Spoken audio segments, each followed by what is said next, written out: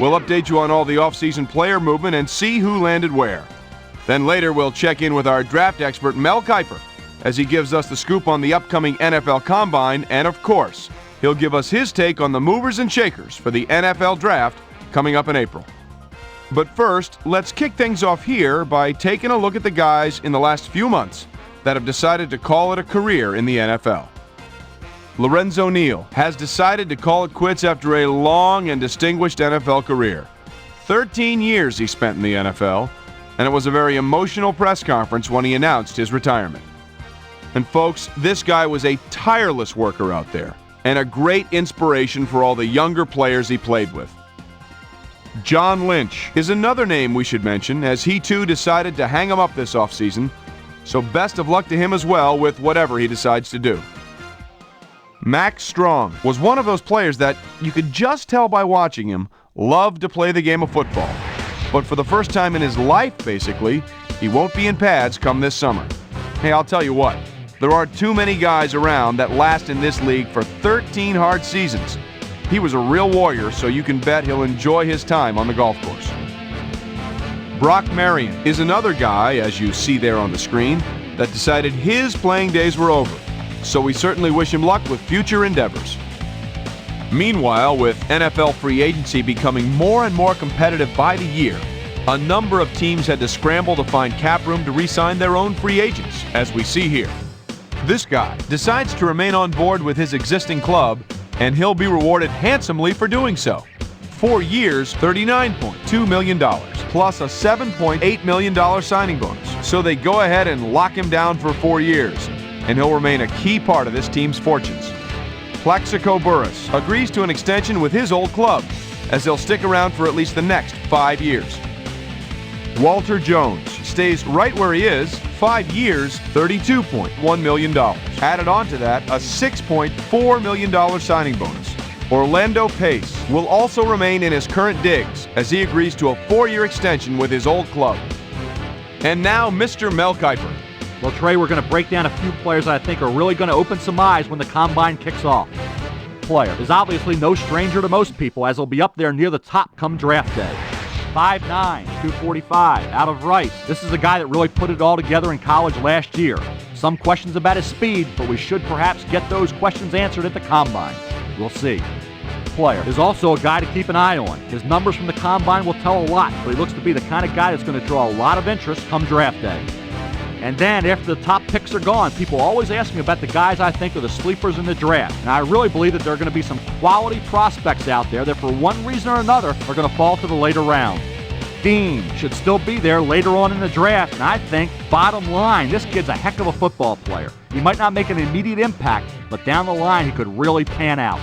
Rodgers is someone that didn't get a whole lot of attention his final year, but with a good performance at the Combine, could really help his standing.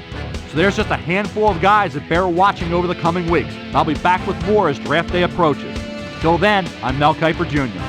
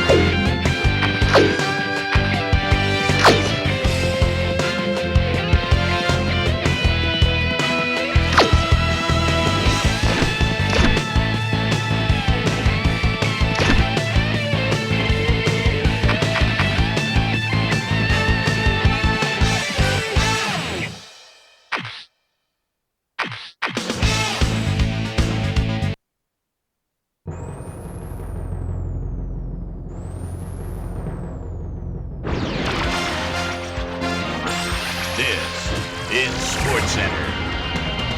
SportsCenter. Welcome everyone to a special draft preview show here on ESPN. I'm Mel Kiper Jr. With the draft coming up just around the corner, it's time to take a look at some of the guys that are going to be movers and shakers come draft day. The Chargers are holding on to the number 1 overall pick. Obviously, they have a lot of options, but I think the consensus says they're going to go after this guy right here. 5'9", 245, out of Rice. He's the kind of player that doesn't come around too often, so I think it's likely that he will in fact be the first player selected. So then, falling in line right behind him at the top spot, I think you look at a handful of guys that have the potential to be dominant players at the next level and will likely be selected somewhere in the top 10 picks in the draft. Rose is someone that's shot up a lot of teams' draft boards. I think he's a guy that has the potential to be a real impact player in the NFL because he has tremendous athletic ability. And then when you look at some guys that are going to be interesting choices for the late first, early second round, I really see some prospects that are going to be significant upgrades for a lot of teams. Welsh has first-round talent. Some questions about his size, but I really believe that this is a guy that would really make sense for a number of teams late in round 1. And then this last group, for one reason or another, find themselves as second-day prospects, but there's an old axiom that says you can't make a mistake in the later round. That said, I think these are a few guys that can still provide value in the later round. Reeves is a guy that could really surprise. 6 feet, 195, out of West Virginia. And when you look back on this draft a few years from now, you know they're going to be 4th or 5th rounders that turned into productive players. And I don't see why this young man couldn't be a starter at the next level. So there you have it. As always, this is a fun time of the year, kind of like hot stove football. But things should get even more interesting between now and draft day. Till then, I'm Mel Kiper Jr. We'll see you later.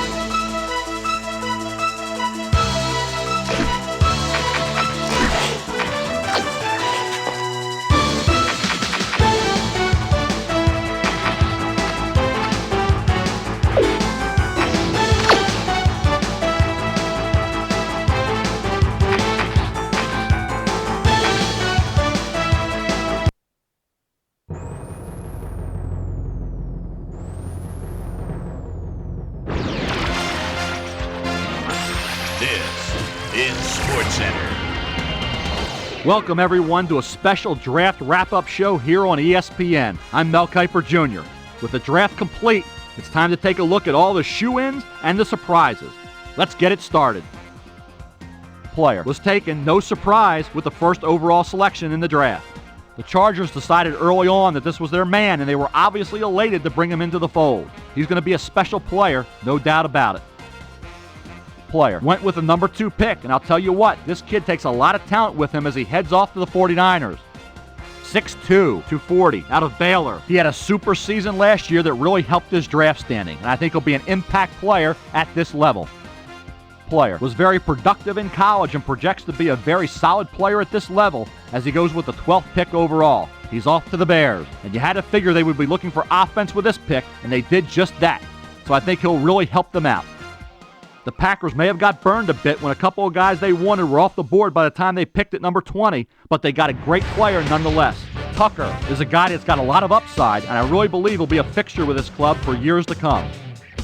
Spencer was someone I thought might have gone a few picks earlier than he did, as he winds up going in the number 27 slot and heads off to the Cowboys. And I think they were happy to see him still on the board in the late first round because he was a guy I know they had targeted, and they had him rated pretty highly.